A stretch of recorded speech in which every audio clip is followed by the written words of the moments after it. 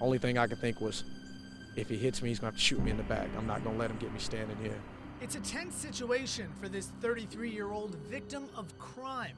The man accused of burglarizing his home remains at large, so we've concealed his identity for his family's safety. I was coming in from work to have lunch at home, of course, and I just noticed my front door was kind of swung open, and I got to my front door. Immediately when I got to my front door, I ran into two individuals standing in the front. That's when he, I guess, reached in his pocket, grabbed the pistol or whatever he had on him. Police say the suspects took off and only one was caught. Now they're on the hunt for Castelio Vaughn here, a repeat offender already out on bond for first-degree robbery.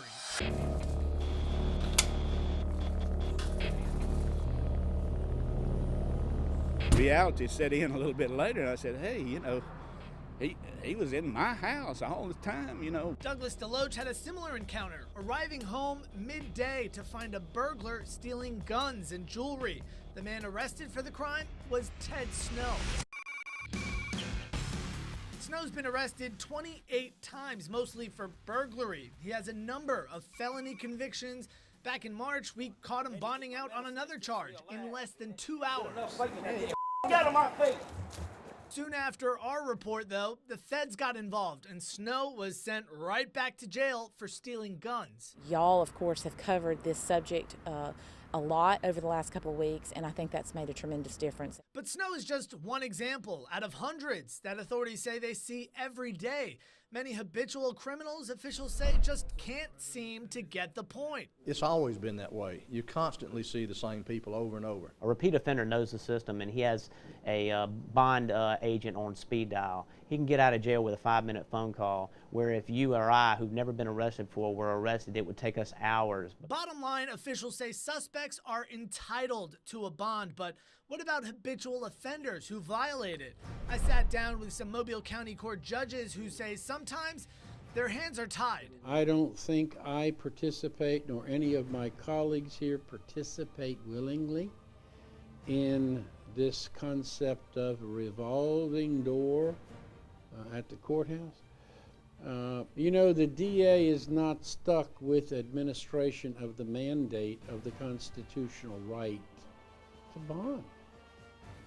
They feel everybody should be kept in jail. It just doesn't work like that. Judge Charles McKnight says judges will revoke a bond if the defendant is a proven flight risk or a danger to the public, or even if the defendant violates his bond. But he says it's a matter of discretion. Is there a mandate in there that I must revoke a bond for somebody on a bond?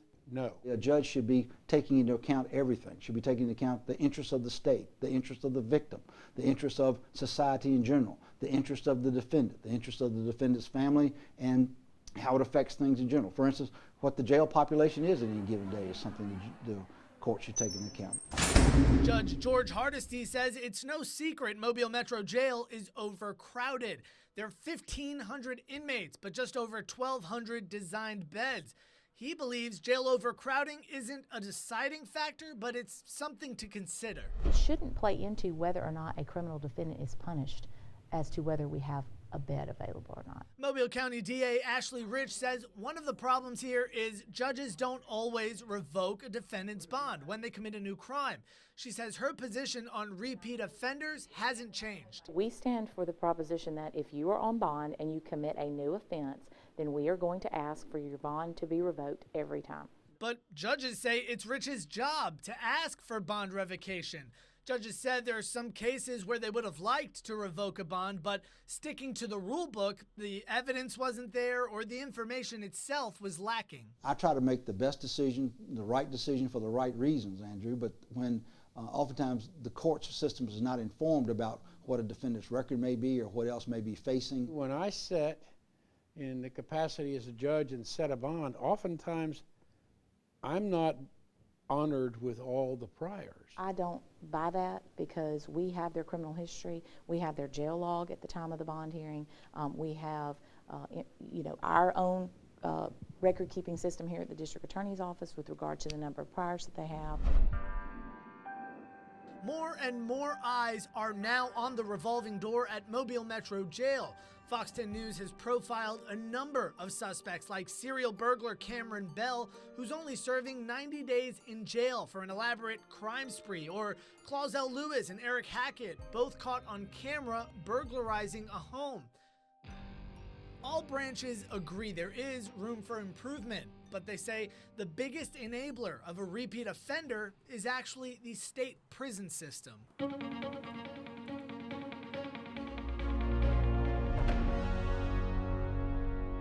The community thinks, well, if you get a 15-year sentence, you should be serving 15 years. But they're letting them out at the Department of Corrections as fast as we can put them in. All of us play an integral role in this, and if any one of us sort of drops the ball, all it takes is one of those components to mess it up.